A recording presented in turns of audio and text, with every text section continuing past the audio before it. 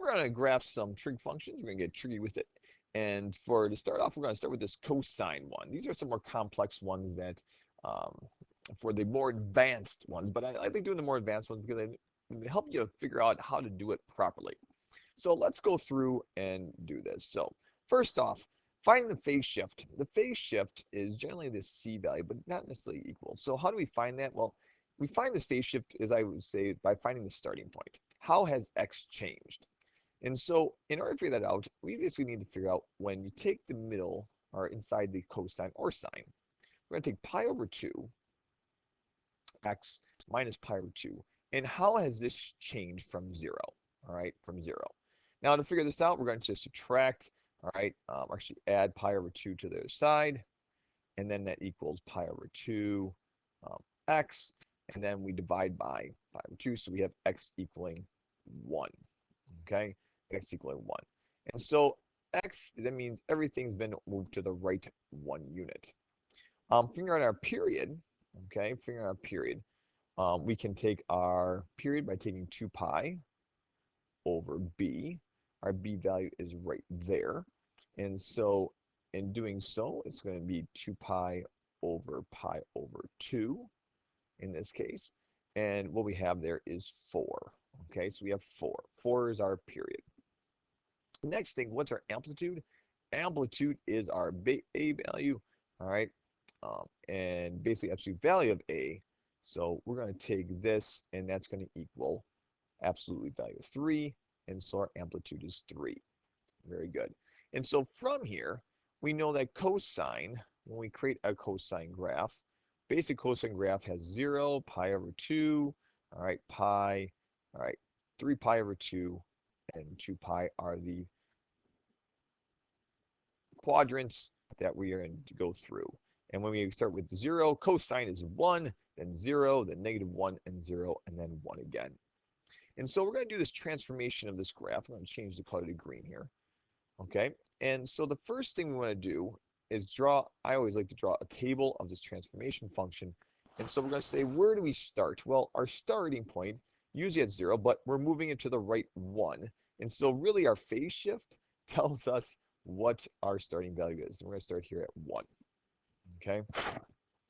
From there, our y value is when we plug in 1 here, okay, we'll get cosine of 0. Cosine of 0 is 1. So essentially, we're just taking our outputs, this right there, and we're multiplying it by the other outputs right there. So we have 3 times 1 minus 2, and that's going to equal 1. So we have a point of 1, 1. So if I start graphing this right here, we have a point right here of 1, 1. Okay. Our next point is, well, we can figure out our quartiles. Okay, this is what I kind of like to do. And our quartile lengths are, everything is divided into quartiles. Okay, values. Quartile 1 is from 0 to pi over 2. Quartile 2 is from pi over 2 to here. But they all have the same quartile length. How do you figure out the quartile length? Quartile lengths are when you take 2 pi, or the period, divided by 4. Okay, the period divided by 4. Okay, because there's 4 quartiles. And so generally, we always have 2 pi divided by 4, which equals pi over 2. So our quartile lengths for a normal one is pi over 2. Each pi over 2 we add together. Well, in this case, our period is not 2 pi, but 4. So our quartile lengths that we're going to be using is going to be 4 divided by 4, which equals 1. So our quartile lengths are going to be 1 unit apart. So from 1, we have then 2, then 3, then 4, and then we can go all up to 5. 1 and 2. There we go. And so really, we can see that right here, this is quartile 1, quartile 2, quartile 3, 2, and then quartile 4 in our entire circle. And so what is it happening here? Well, now we can change each one of our values. So right here is 0. When we put in 2 into here, we'll get pi over 2, which will give us out 0. 0 times 3 minus 2 gives us -2. And so at 2, we're going to have -2. All right. At 3, when we plug in -1, we'll have 3 times negative 1 minus 2, which is going to give us negative 5. And then we're going to go 1, 2, 3, 4, 5. All right, we have that.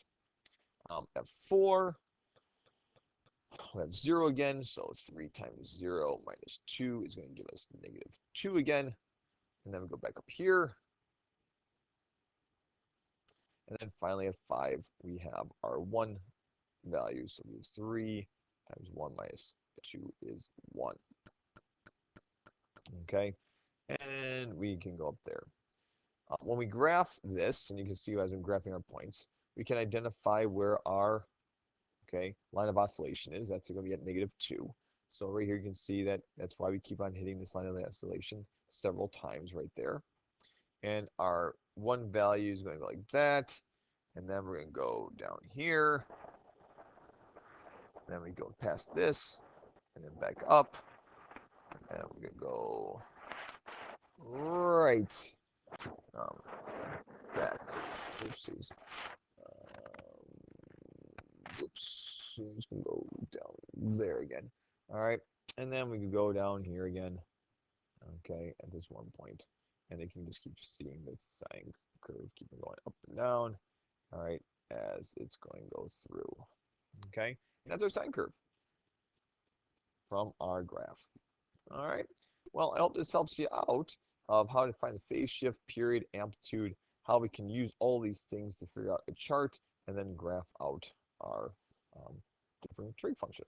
We're going to go do some other problems in the next videos.